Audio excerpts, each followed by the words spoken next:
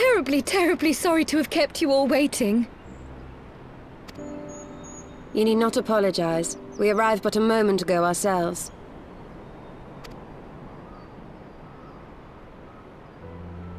Pray, allow me to introduce Kryle, who has recently come from the Sharlayan motherland.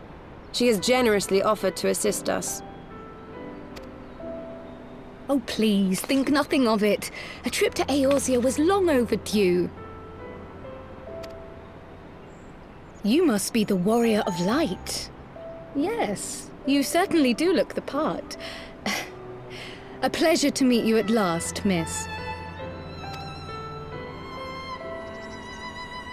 And who is that I spy but young Alpha No Levieux himself?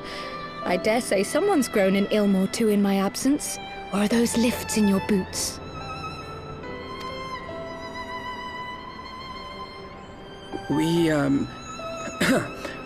Miss Kryle and I met at the Studium years ago.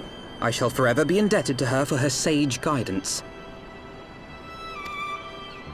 It was no small task keeping him out of trouble, believe you me.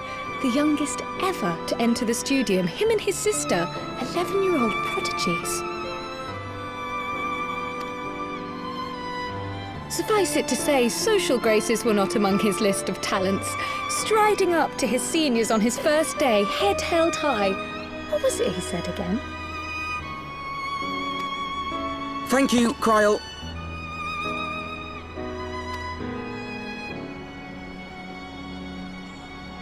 For what? I haven't finished yet. Would you care to attempt a more dexterous deflection? Mayhap we should save this delightful conversation for a more fitting occasion, when pressing matters do not demand our undivided attention. A bit much, but better. I can tell you have been putting your skills to use here in Eorzea. Henceforth, I trust you will dazzle me with your eloquence at the first time of asking.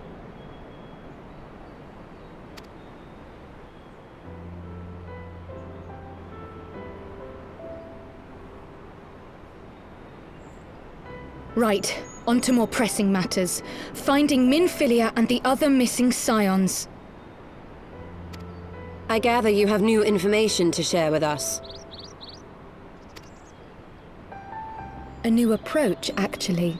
Tataru recounted the tale of your escape, and it gave me an idea. Simply put, assuming Thancred left some manner of trail when you whisked him away, as is almost always the case with teleportation magics, I am confident I can find and follow it. Then what are you waiting for? The wherewithal to do it. The fact is, my abilities aren't quite up to the task. Not in themselves, anyway. If I had Master Matoya's crystal eye, on the other hand... Then let us all call on her forthwith. I think it best that you explain your plan to her in person.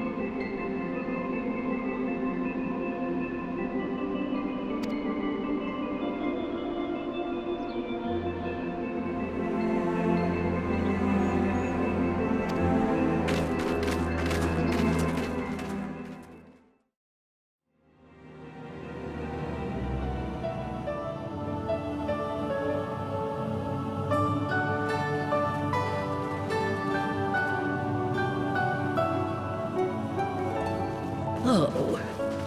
Is that trouble I smell? Or did you forget to wipe your boots on the way in? Forgive us, Master Matoya. We will be sure to wipe them on the way out. And may I say how glad I am that age has not yet deprived you of your senses. Ever so quick-witted, aren't we? To the detriment of your manners. Well, out with it then. What do you want?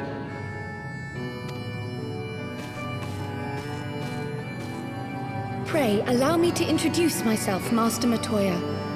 I am Kryl, of the students of Baldessian. I hope you will excuse our unannounced visit. Baldessian, you say? Ah, yes. The old coot set up shop on the Isle of Val, didn't he? Regrettably, our Order's headquarters and the Isle itself were obliterated by a magic of immense power. I have the blessing of light to thank for my own preservation.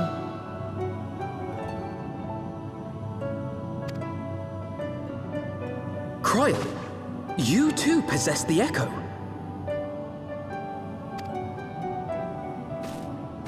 Well, yes, of course I do. Our Order is devoted to uncovering the mysteries of Hydaelyn and interpreting her will, particularly through the study of her gift to us. It was in the course of these studies that I met and subsequently befriended Minfilia. She and I have rather a lot in common. I had no idea. You weren't supposed to. Not that I wanted to deceive you, you understand, but precautions had to be taken. Yes, that's all well and good, but you still haven't told me why you're here.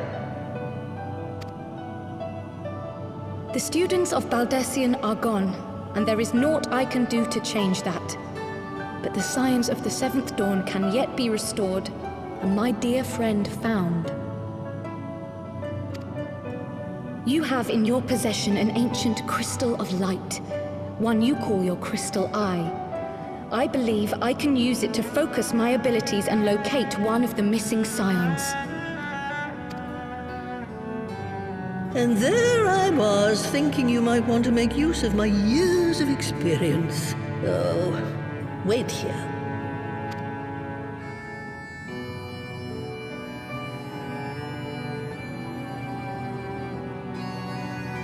Long did I ponder the nature of this crystal and its familiar radiance, but never did I suspect it was a crystal of light.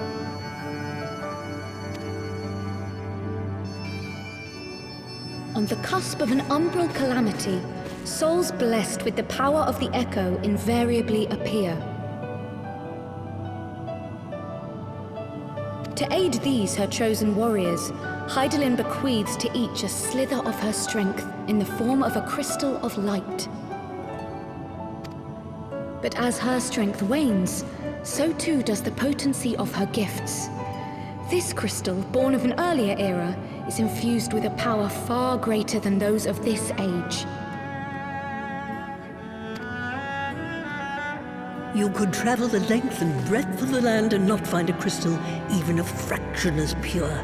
Its value is beyond measure, as are the risks inherent in its use. No two manifestations of the Echo are alike. I, for example, can converse with beings of every shape and size, excepting beasts, contrary to what others would have you believe. Language has nothing to do with it, of course. Rather, I am sensitive to the whispers of the soul.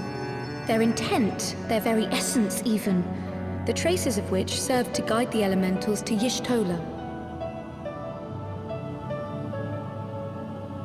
Far-fetched though it may sound, I believe that with your crystal eye, I may be able to pick up where they left off and follow the remaining trail to Thancred. That is, if I have your permission.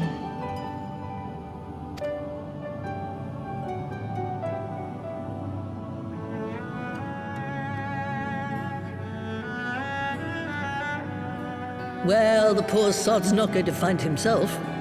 So, as long as you don't drop it or take it out of my sight, you may do with it what you will. Thank you, Master Matoya.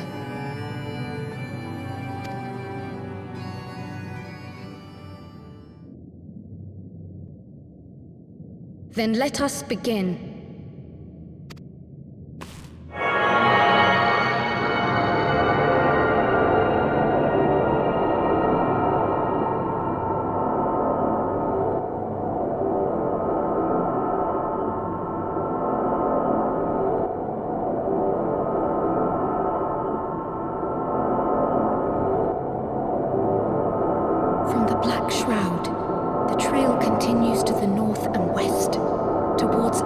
mountain, the foot of Som Al. It was a near thing, but he was not deposited within the rock. I think.